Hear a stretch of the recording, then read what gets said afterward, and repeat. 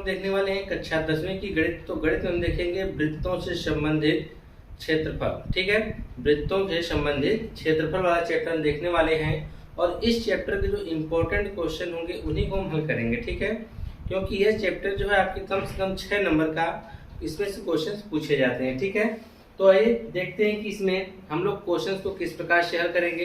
पूरा हम इसको बेसिक से लेके आपको एकदम हाई क्वेश्चन जो इसका होगा सब बताएंगे इस वीडियो में।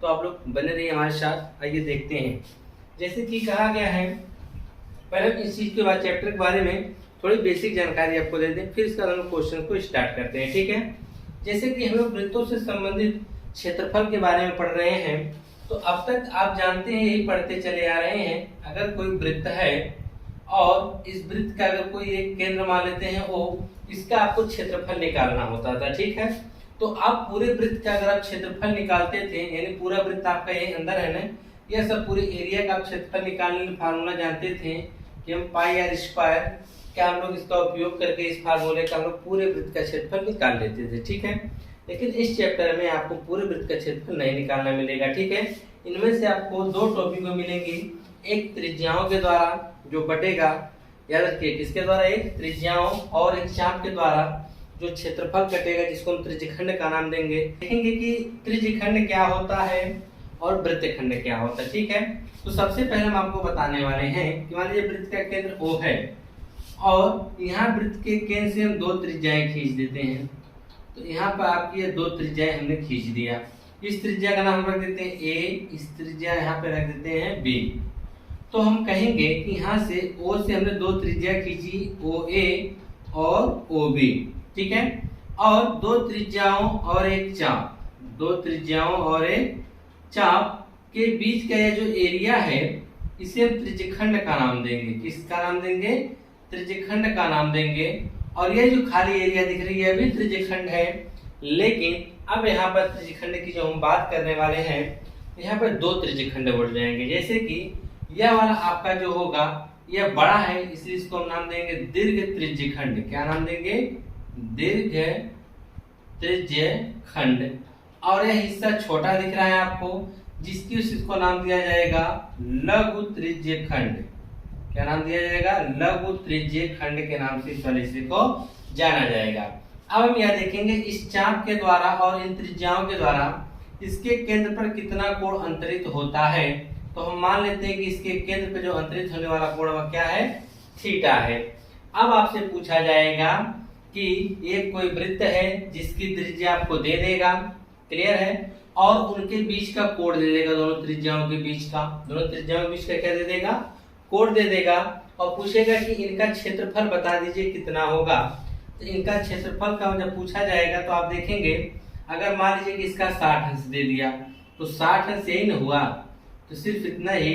तो इसका क्षेत्रफल यानी जो आपका यह रंगा हुआ भाग देख रहे हैं, सिर्फ इसका क्षेत्रफल आपको बताना पड़ेगा, ना कि पूरे वृत्त का क्षेत्रफल आपको बताना पड़ेगा।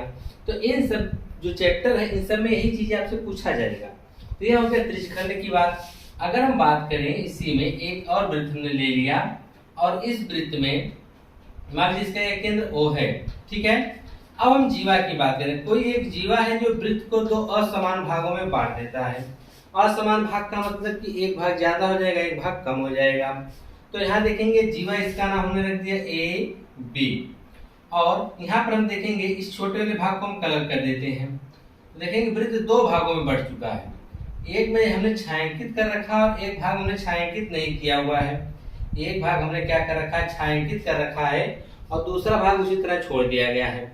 देखने में यह लग रहा होगा कि यह वाला हिस्सा कम है और यह हिस्सा ज्यादा है, क्योंकि यह जो रेखा है वृत्त को दो भागों में बांट दी है ना, इसके एक ऊपर हिस्सा और एक इसके नीचे हिस्सा हो गया। ठीक है, ऊपर वाले हिस्से को हम लोग बोलेंगे, क्या बोलेंगे? दीर्घ वृत्तखंड बोलेंगे। क्या बोलेंगे? दीर्घ वृत्तखंड, क्योंकि ये जीवा जो है वृत्त को दो भागों में बांट दी है, दो भागों में खंड कर दी, बांट दी है। ठीक है, और जीवाओं के द्वारा क्या कहते हैं? जीवाओं के द्वारा अगर क्या कहते हैं वृत्त दो भागों में बटा, तब तो उसको क्या कहेंगे? वृत्तखंड कहेंगे। और अगर त्रिज्याओं के द्वारा बटा तो क्या कहेंगे? त्रिज्यखंड कहेंगे। बड़े वाले हिस्से को दीर्घ त्रिज्यखंड बोलेंगे, छोटे वाले को लघु त्रिज्यखंड बोलेंगे। उसी प्रकार से दीर्घ वृत्तखंड में हम लोग देखेंगे कि जो ज्यादा बड़ा हिस्सा रहेगा उसे दीर्घ वृत्तखंड बोला जाएगा, और जो छोटा हिस्सा रहेगा उसे क्या बोला जाएगा, लघु वृत्तखंड। क्या बोला जाएगा, लघु वृत्तखंड के नाम से जाना जाएगा। जो बड़ा रहेगा उसे क्या नाम देंगे, दीर्घ वृत्तखंड, और जो छोटा रहेगा उसे क्या नाम देंगे, लघु वृत्तखंड। ठीक है, तो यह हो गया आपका। लेकिन अगर आपसे पूछा जाए इसके फार्मूला कोई बता दीजिए कि हम लोग कैसे निकालेंगे, इसका जो त्रिज्यखंड का फार्मूला होगा वह होगा थीटा बटे 360। 360 इसलिए क्योंकि टोटल केंद्र पे बनने वाला कोण जो होता है वह 360 अंश होता है। ठीक है, थीटा बटे 360 गुणे पाई आर स्क्वायर। यह किसका फार्मूला है, यह त्रिज्यखंड के लिए फार्मूला है। किसके लिए, त्रिज्यखंड के लिए फार्मूला है कि जब दो त्रिज्याओं के द्वारा उनके केंद्र पर आंतरिक कोण थीटा हो तो थीटा बटे 360 गुणे पाई आर स्क्वायर। अगर हम इसी की बात करेंगे कि इसकी चाप की, तो इसका चाप देखिए है ए से लेके बी तक। अगर इसकी लंबाई निकालनी पड़ गई तब आपसे पूछ देगा कि चाप की लंबाई बताइए, तब आप चाप की लंबाई के लिए वही फार्मूला अपनाएंगे, थीटा बटे 360 गुणे 2 पाई आर। क्योंकि यह जो है परिधि का ही हिस्सा है ना, क्योंकि इस परिधि के द्वारा ही ना केंद्र पे 60 अंश का कोण अंतरित हो रहा है, तो यह टोटल परिधि क्या होता है, 2 पाई आर होता है। तो हम 60 अंश निकालेंगे कि इसके द्वारा जो 60 अंश का कोण अंतरित हो रहा है तो क्या हो जाएगा, 60 थीटा बटे 360 गुणे 2 पाई आर हो जाएगा। ठीक है, यह हो जाएगा वृत्त क्या कहते हैं, इस चापखंड की लंबाई निकालने के लिए। ठीक है, अब आपको इतनी चीजें पता चल गई। अब हम क्वेश्चन को लगाएंगे जिसकी वजह से आप इसको आसानी से समझ पाएंगे। ठीक है, ये सब चीजें क्या है, आइए हम क्वेश्चन को करते हैं, तब आपको और बेहतर तरीके से समझ में आएगा। इसमें आपको सिर्फ समझना है, बाकी क्वेश्चन बहुत आसानी से लगेंगे। हाँ, थोड़ा इसमें कैलकुलेशन करना पड़ेगा, तो उससे आप डरिएगा नहीं। ठीक है, जैसे कि पहला क्वेश्चन आपको दे दिया है। पहले क्वेश्चन में क्या कहा है, कहा है कि 21 सेंटीमीटर त्रिज्या वाले एक वृत्त के त्रिज्यखंड का क्षेत्रफल ज्ञात कीजिए जिसका कोण कितना है, 60 अंश है। जैसे कि कोई वृत्त हमने बना दिया है, जैसे मैंने बताया ना अभी, ये आपका मान लीजिए कोई वृत्त है जिसका यहाँ पर क्या हो गया, केंद्र वो हो गया। कहा है इसकी त्रिज्या 21 सेंटीमीटर है। तो चलिए इसकी त्रिज्या हमने बना दिया, क्योंकि त्रिज्यखंड बनाना है इसलिए हमको दो त्रिज्याओं की आवश्यकता पड़ेगी, तो त्रिज्यखंड बना दिए। कहा है कि जिसका कोण 60 अंश हो, यानी इसका यह मतलब है कि यह कोण कितना होना चाहिए, 60 अंश होना चाहिए। दोनों त्रिज्याओं के बीच झुकाव कितने अंश का होना चाहिए, 60 अंश का होना चाहिए। तो आपसे पूछा गया कि इसी का क्षेत्रफल बता दीजिए कितना होगा, या जो आपको छायांकित किया जा रहा है। तो आप लोग को तो अभी हमने बताया है ना कि छायांकित जब किया जाएगा तो उसका क्षेत्रफल कैसे हम निकाल सकते हैं, वही फार्मूला लगाएंगे, थीटा बटे 360 गुणे पाई आर स्क्वायर। तो इसको लगाने का तरीका क्या होगा, लिखेंगे हम लोग वृत्त की त्रिज्या, पहला वाला वृत्त की त्रिज्या, तो त्रिज्या को हम लोग आर से व्यक्त करते हैं, कितनी है, 21 सेंटीमीटर। ठीक है, और कहा थीटा, तो थीटा का मान हमारा है 60 अंश। अब आपसे पूछा गया त्रिज्यखंड का क्षेत्रफल, तो लिख दीजिए त्रिज्यखंड का क्षेत्रफल, त्रिज्यखंड का क्षेत्रफल बराबर थीटा बटे 360 गुणे पाई आर स्क्वायर। थीटा का मान कितना है, 60 बटे 360 गुणे पाई का मान है 22/7 गुणे आर, आर का मान कितना है 21, तो 21 गुणे 21 हमने सभी मानों को रख दिया। अब इसको हल करने वाली बात है, तो आप लोग डरिए ना, बहुत आसानी से हो जाएगा। देखिए आप जानिए 60 एकम 60, 60 से कटेगा 6 बार में, कैसे, या 1 किलो से 1 किलो काट दिए, 6 एकम 6, 6 के 36 हो जाएगा। अब यहाँ ध्यान देखेंगे तो 7 त्रिक के 21 हो जाएगा, और अगर आप ध्यान से देखेंगे 3 एकम 3, 3 दूनी 6 हो जाएगा। फिर आप देखेंगे 2 से, तो 2 से सब 11 बार में काट सकते हैं, तो नीचे कुछ नहीं बचा, सब के सब कट गया। ऊपर क्या बच गया, ध्यान देखिए, ऊपर यहाँ बच गया 11 गुणे, यह भी कट गया, बचा 21। तो इसका हमको गुणा करना पड़ेगा, तो चलिए गुणा कर देते हैं। 11 क्या 11, हासिल 1 का 11 दूनी 22 से 23, आ गया 231, मात्रा क्या सेंटीमीटर, तो हो जाएगा सेंटीमीटर स्क्वायर। यानी ये जो त्रिज्यखंड है, यह वाला हिस्सा आप देख रहे हैं, जिसको हमने रेड से छायांकित कर रखा है, इसका जो क्षेत्रफल आएगा वह 231 सेंटीमीटर स्क्वायर आएगा। ठीक है, अब इसी प्रकार से हम इसका दूसरा क्वेश्चन भी हल करेंगे। आइए दूसरा वाला भी देखते हैं। पहले हमने इसलिए आसान लिया ताकि आप समझ जाइए कि हम लोग फार्मूले का यूज किस प्रकार से करने वाले हैं। आप समझ चुके होंगे कि हम फार्मूले का यूज किस प्रकार से करेंगे। आइए अब क्वेश्चन के ऊपर हम लोग फोकस करते हैं कि क्वेश्चन में आपको क्या दिया गया है। यह क्वेश्चन आपसे पूछा जा सकता है, इसको ध्यान दीजिएगा आप लोग। कहा गया है कि एक घड़ी की मिनट की सुई जिसकी लंबाई 14 सेंटीमीटर है, इस सुई द्वारा 10 मिनट में बनाए गए त्रिज्यखंड का क्षेत्रफल ज्ञात कीजिए। अब देखिए कोई घड़ी है, ध्यान दीजिएगा। मान लीजिए हमने यहाँ पे एक घड़ी का डायग्राम बनाया जो कि कुछ इस प्रकार से है, ठीक है। चलिए समझने के लिए आपके लिए बहुत है यार। तो अब यहाँ पर क्या होता है, 12, 6, 3, 9, 1, 2, 4, 5, 7, 8, 10, 11, यह कोई घड़ी बन गई आपकी, ठीक है। तो कहा है जिसकी सुई कितना बता रहा है, 14 सेंटीमीटर लंबी है। तो आप कहीं भी बना दीजिए, मान लीजिए हमने 14 सेंटीमीटर बना दिए यहाँ पर। इसका मतलब सुई कहाँ पर है, 7 पर है। कहा कि 10 मिनट द्वारा बनाए गए त्रिज्यखंड का क्षेत्रफल। तो ये बताइए कि 7 यानी आप मान सकते हैं कि 35, यही ना। 10 मिनट की बात कर रहे हैं तो 10 मिनट बाद आप पीछे जाइए या तो आगे जाइए इस सुई से। तो हमने आ गया 25 पे, इसका सुई यहाँ पे ऐसे रही होगी। अब इनके बीच में आप देखेंगे तो टोटल कितने का अंतर है, टोटल अंतर है 10 मिनट का। कितने मिनट का अंतर है, 10 मिनट का अंतर है।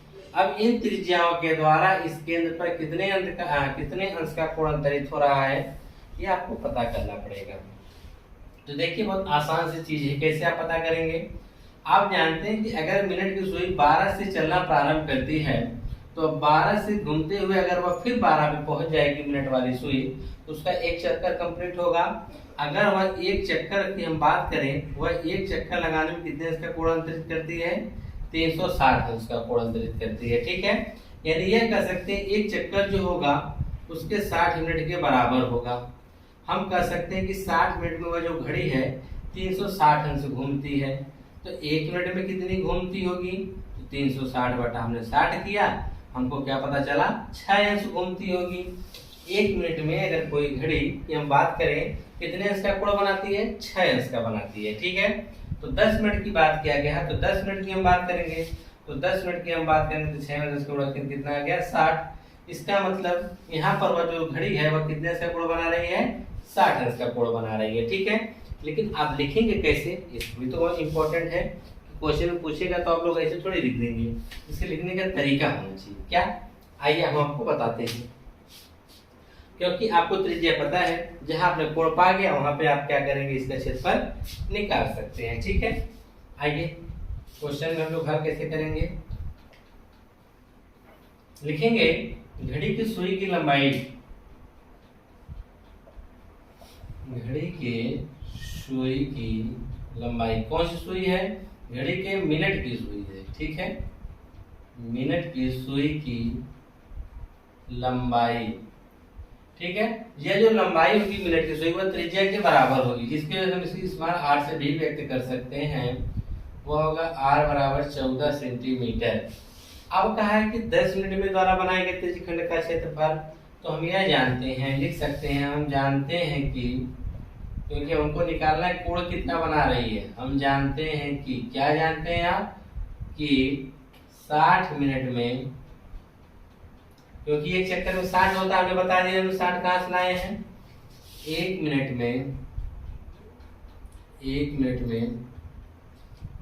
एक, ये 60 मिनट द्वारा चला गया कोण, 60 मिनट में, ये 60 मिनट में चला गया, चली गई, कोण लिख दीजिए, ठीक है। चला गया कोण लिखिए, चला गया कोण, 60 मिनट में चला गया कोण कितना है, 360 अंश है, ठीक है। तो एक मिनट में चला गया कोण बराबर आप लिखेंगे पूरा 360 बटा 60, काट लेंगे कितना आएगा, 6 अंश आएगा। तो हमको निकालना है कितना है, 10 मिनट में, कितना निकालना है, 10 मिनट में चला गया कोण, 10 मिनट में चला गया कोण किसके द्वारा चला जा रहा है, सुई के द्वारा। तो 6 गुणे 10 बराबर कितना आ गया 60 हर्ट्ज। यानी 10 मिनट में वह घड़ी की सुई 60 हर्ट्ज का कोण बनाती है। कितने हर्ट्ज का कोण बनाती है? 60 हर्ट्ज का अगर वह कोण बनाती है तो हमको बताना क्या है कि इसका त्रिज्यखंड बताना है ना। तो चलिए हम त्रिज्यखंड बता देते हैं कितना होगा। तो अब यहाँ पे लिखेंगे त्रिज्यखंड की माप। यहाँ पे लिखेंगे घड़ी की मिनट की सुई द्वारा, घड़ी के मिनट की सुई द्वारा 10 मिनट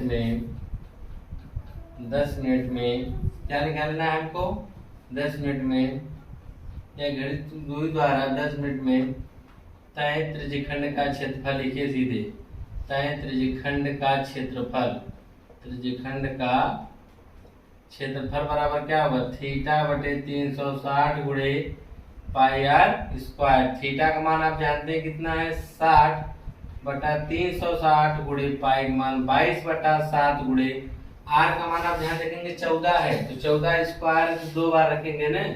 तो 14 गुणे 14, 60 एकम 60, 60 से 360 यानी 6 बार में कटेगा। आप लोग देखे भी थे इससे पहले। अब हम काटेंगे इसको 7 से। 7 दूनी 14, 2 तिहाई 6, तो ऊपर आपका रह गया 22 गुणे 14 और बटा में क्या रह गया? 3। अब गुणा करते हैं।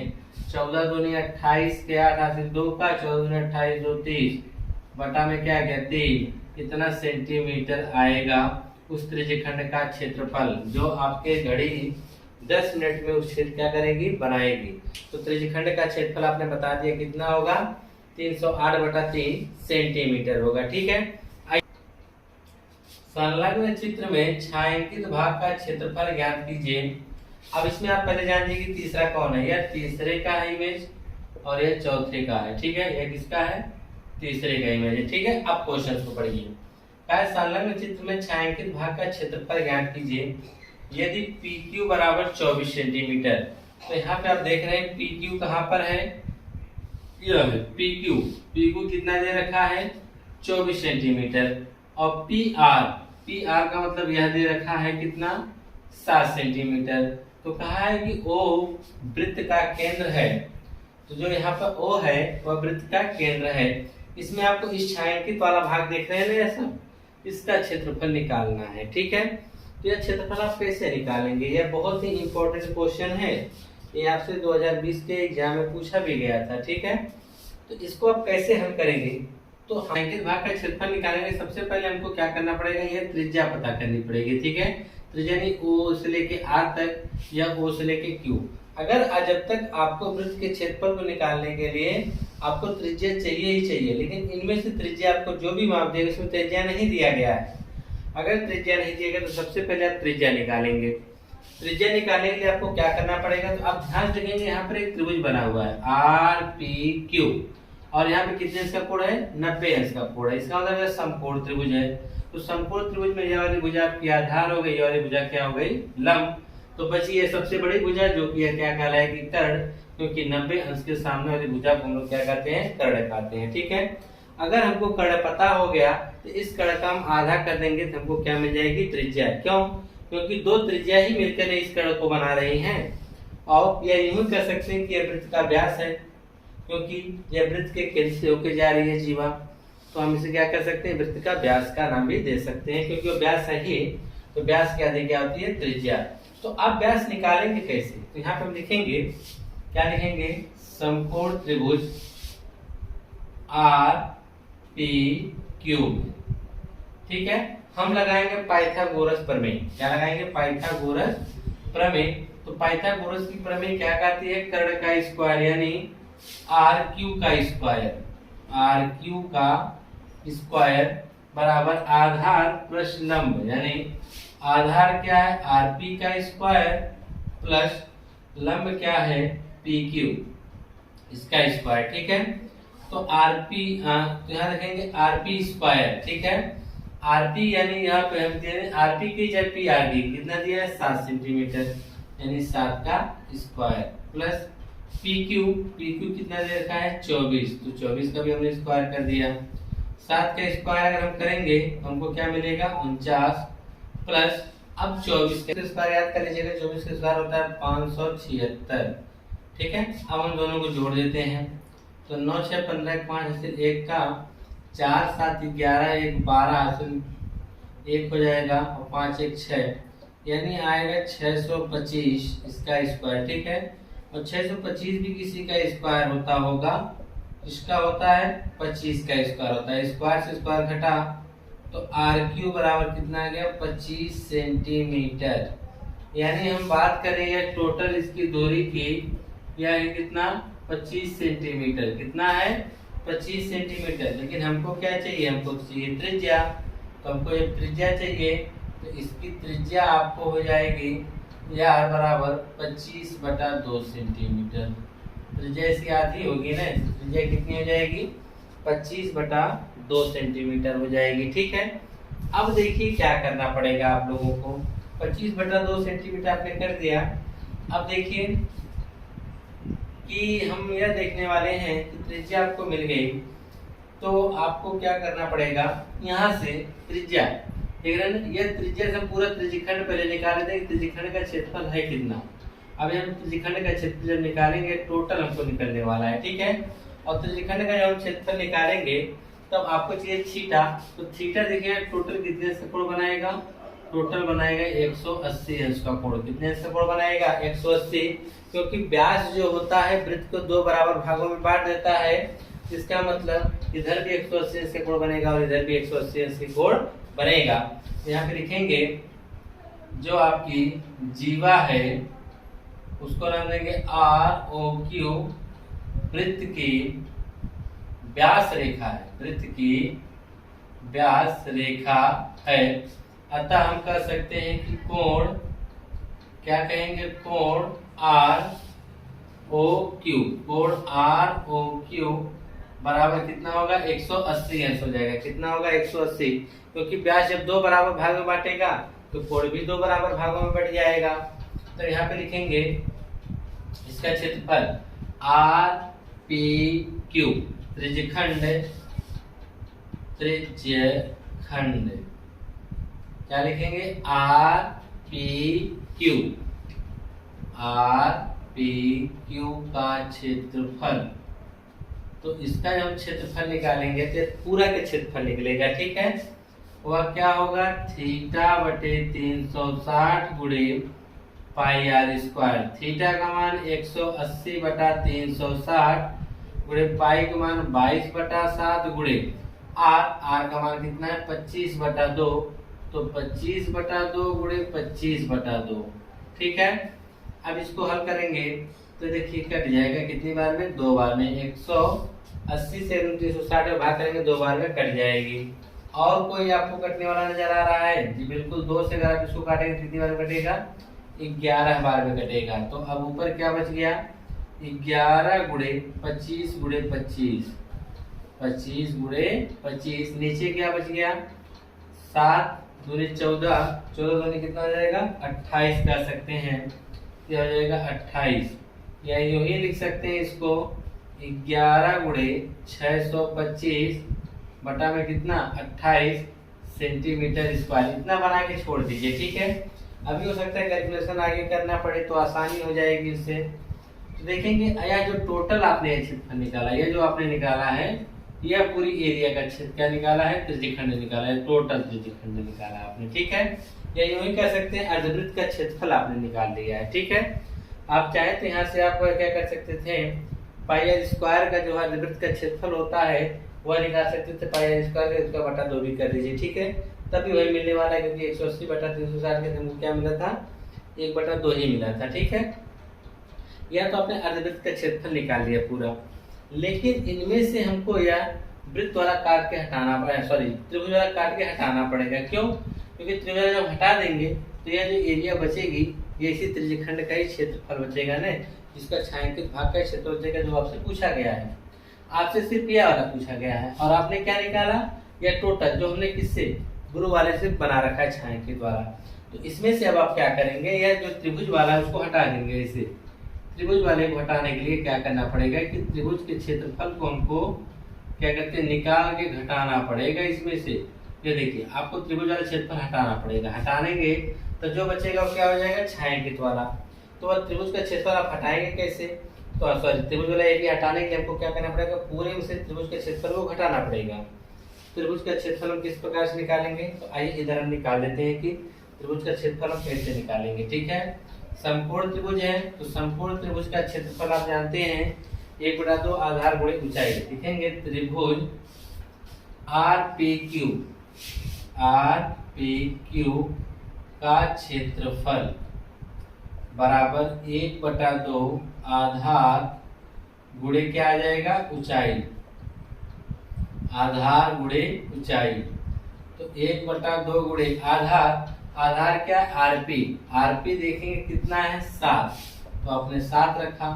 ऊंचाई, ऊंचाई मतलब पीक्यू, तो यहाँ पीक्यू कितना है 24, तो आपने 12 से 24 को कितने काटा, 2 से 12 बार में, और 12 से कितना आ गया 84। तो यानी जो त्रिभुज का क्षेत्रफल है वह 84 सेंटीमीटर स्क्वायर है। कितना है 84 सेंटीमीटर स्क्वायर है।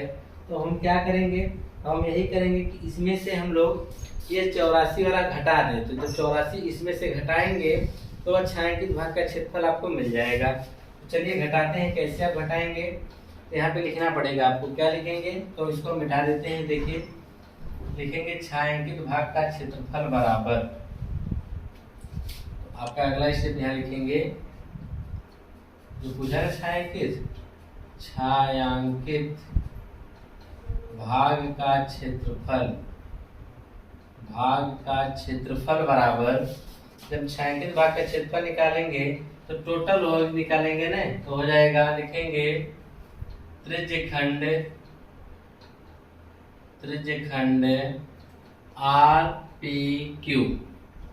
RPQ का क्षेत्रफल माइनस त्रिभुज RPQ का क्षेत्रफल, त्रिभुज RPQ का क्षेत्रफल। त्रिज्यखंड के क्षेत्रफल से त्रिभुज के क्षेत्रफल को घटाना है, तो यह है 11 गुणे 625 बटा में 28 माइनस कितना है 84। अब देखिए कुछ नहीं बचा है तो आपको एलसीएम लेना ही पड़ेगा। तो यहाँ पे जब हम एलसीएम लेंगे तो यह आएगा 28। अब इसका गुणा कर दीजिए, और कोई ऑप्शन नहीं दिख रहा है। 625 में अगर 11 गुणा करेंगे तो आपको इसी प्रकार से कुछ मिलेगा। ठीक है, जोड़ दीजिए 5 7 8 6 रहेगा 6 8 7 5 माइनस 1 से आप 28 में भाग करेंगे तो 28 बार जाएगी, और 28 का लाके 84 में हमको करना पड़ेगा गुणा। तो चलिए गुणा करते हैं। तो 8 चौके 32, हासिल 3 का, 4 दूनी 8 3 11, 18 64 4 हासिल 6 का, 8 दूनी 16 6 कितना हो जाएगा 22, 2 5 3 2 23 52 आ गया। क्या आ गया 23 52, इतना आ गया। अब उसको घटाना है, तो आइए घटा देते हैं। जब घटाएंगे तब क्या मिलेगा आपको, तो देखिए क्या मिलने वाला है। 68 75 में से घटाएंगे 23 52, तो घटाएंगे क्या आएगा 3 2 5 4, 4523। क्या आएगा 4523 बटा में क्या आएगा 28। हमने पहले बताया कि इस चैप्टर में थोड़ा सा कैलकुलेशन होगा तो आप घबराइएगा नहीं। ठीक है, अब हमको 28 से करनी पड़ेगी भाग। तो ये 28 से करते हैं भाग, देखते हैं कैसे लगेगा। कितनी बार भाग जाती है 45 23 में, तो 28 से कम 28 28 में 56 होता है, 2 बार में ज्यादा हो जाएगा इसलिए 1 बार लेके जाइए। तो यहाँ कितना हो जाएगा 7, यहाँ कितना आएगा 1, उतार लीजिए 2 को। अब आप कैसे भाग लेके जाएंगे, तो देखिए इसको आप निकटतम मान लीजिए। निकटतम कितना मतलब ये 28 यानी 30 के नजदीक है, तो इसे आप 30 मान के भाग दीजिए। एक आठ हम लोग आगे पीछे कर लेंगे लास्ट में। ठीक है, इसको हम 30 मानेंगे तो 3 6 18, 6 बार में ज्यादा हो जाएगा। ठीक है, यानी 180 हो जाएगा। जबकि यहाँ पर कितना दिया है 28, या तो या 6 बार में जाएगा या तो 5 बार में जाएगा। तो चलिए पहले हम 6 बार ट्राई करके देखते हैं। 3 6 18 यानी 180, यानी 180 से ज्यादा हो रहा है। अगर हम क्या कहते हैं उसका मान के चले 30 25 150, या तो 150 या तो 180, इन्हीं दोनों के बीच में आपका 172 है। तो देखते हैं किसके बाद हम लेके जा सकते हैं। तो 28 में हमको गुणा करके देखते हैं पहले 6 में, 8 6 48 के 8 से 4 का 6 दूनी 12, 12 और 4 कितना जाएगा 16, 168। हमको लगता है 6 बार ही जाएगा, तो 6 बार करेंगे तो 6 48 के 88 4 का हो जाएगा, 6 दूनी 12 और 12 4 कितना हो जाएगा 16, घटा देंगे तो यहाँ कितना आ जाएगा 4 सिर्फ आएगा, कितना आएगा 4। अब यहाँ से किसको नोट कर लेंगे 3 को, तो 28 कम 28 एक बार हम भाग लेके जा सकते हैं, घटाएंगे कितना आ जाएगा 13, 13 में से 8 घटाएंगे कितना आएगा 5 और यहाँ 1 हो जाएगा, दशमलव लगाएंगे क्या आ जाएगा 0।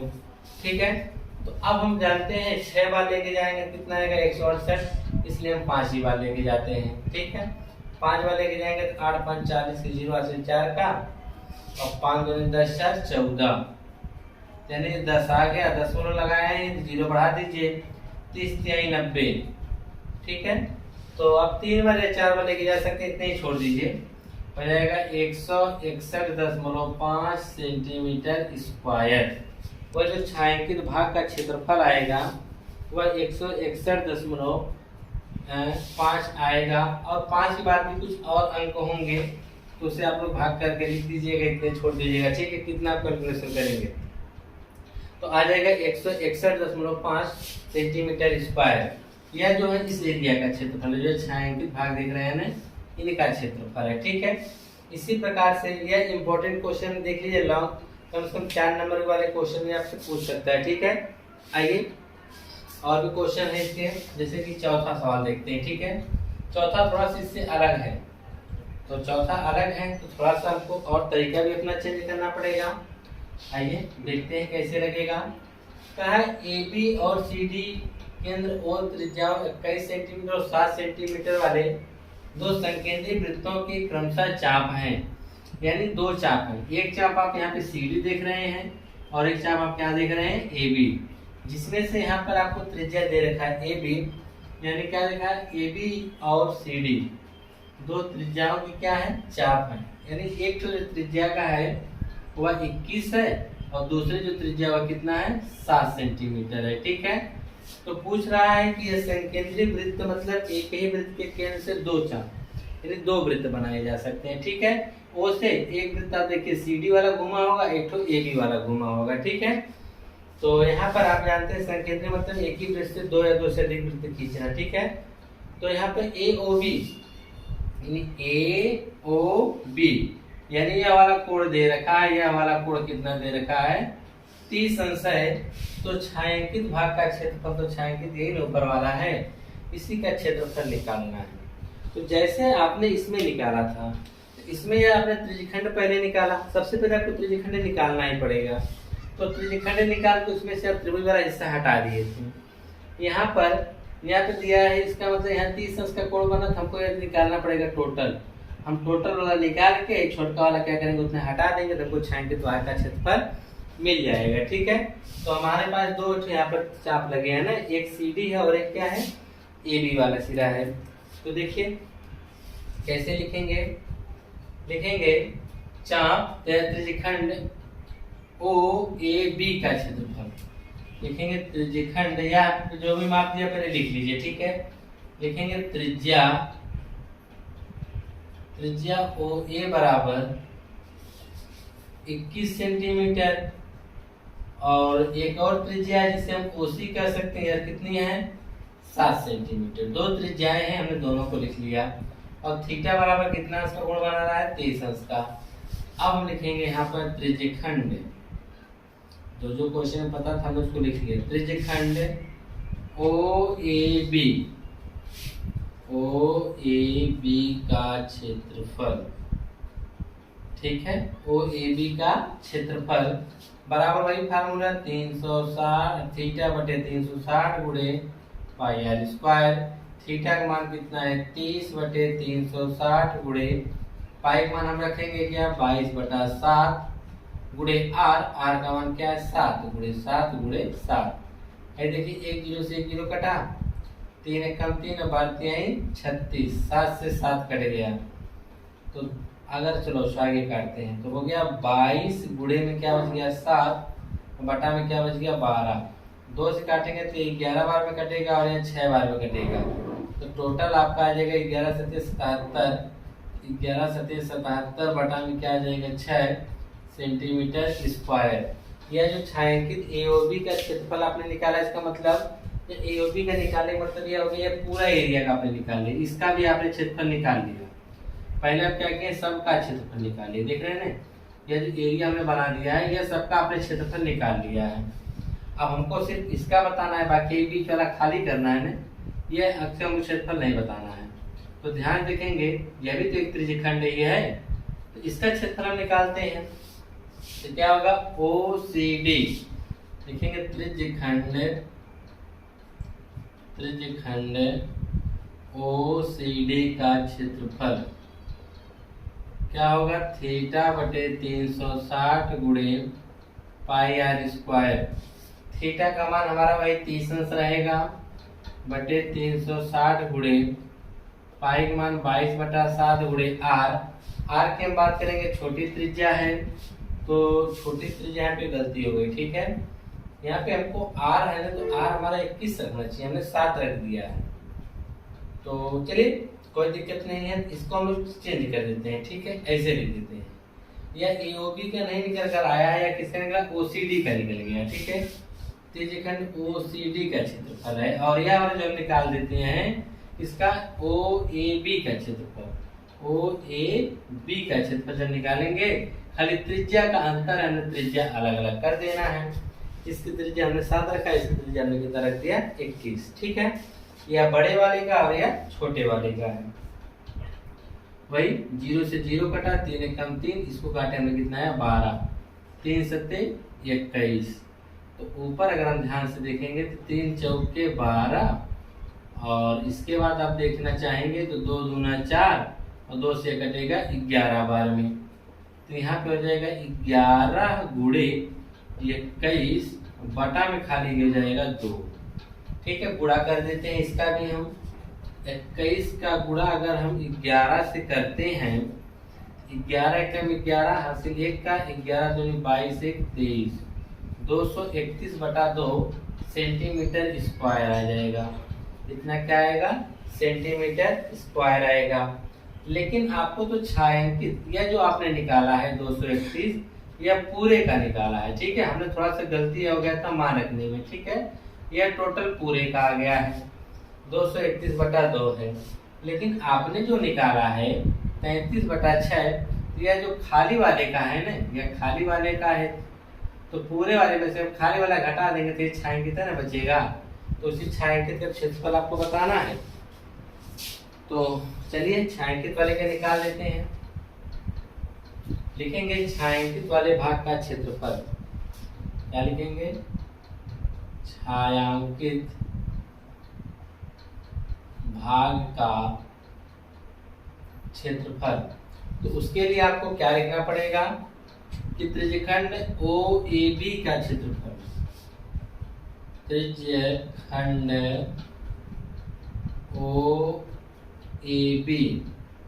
OAB का क्षेत्रफल माइनस OCD का क्षेत्रफल।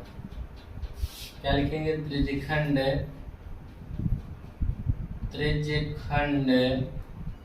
OCD का क्षेत्रफल, त्रिज्यखंड OCD का क्षेत्रफल, ठीक है।